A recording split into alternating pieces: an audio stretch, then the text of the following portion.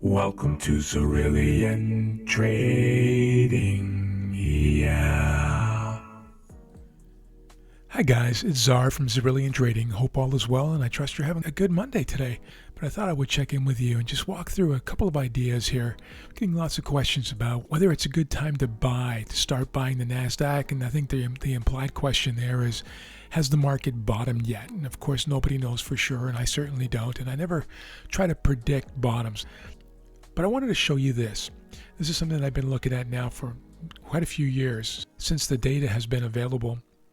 And it really is about the breadth of the market, in this case the NASDAQ, and we can do the same exercise on the S&P and the Dow for that matter. But here it is. This is the NASDAQ.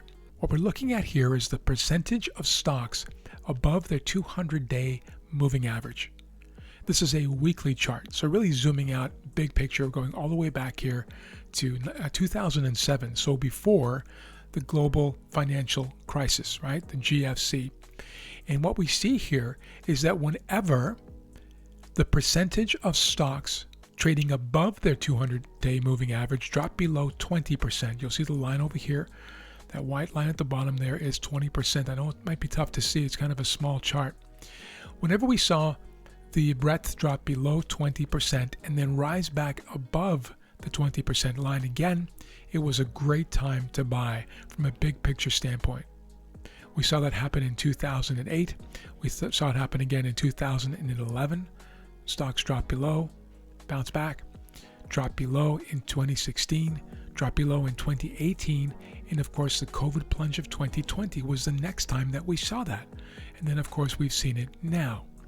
What's interesting to note is that up until now, whenever that line has crossed back above the white line, it's been a good time to buy. Doesn't mean we didn't have volatility, other sell-offs. Some of these are quite significant sell-offs, but they weren't the big ones that we get awfully concerned about, right? Cause a tremendous amount of pain. Let me zoom in on this actually and see if we can see this more closely. Let's go right back to the global financial crisis. Dip below, and then things got worse, by the way, after that, right? There's another significant sell-off from there.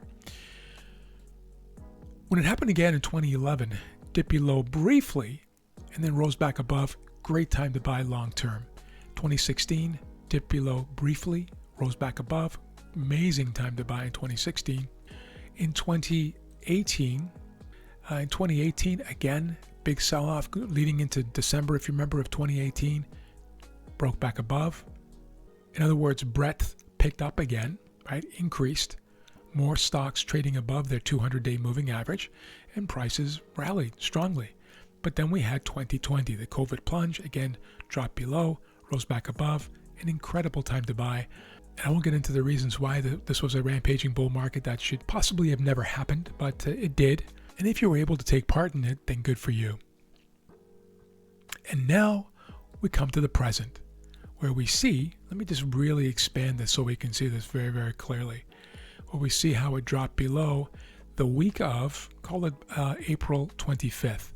Broke back above, but that was not an ideal time to buy because we have gone lower since. Broke back below also on the breadth meter, and then broke back above.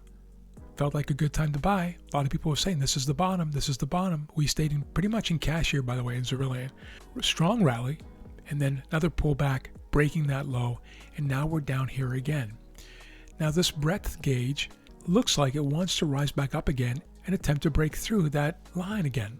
But I think it's important to note that for the first time in modern history, that measure behaving in this way, breaking down and then breaking back up the 20% line, has not resulted in an immediate rally in prices.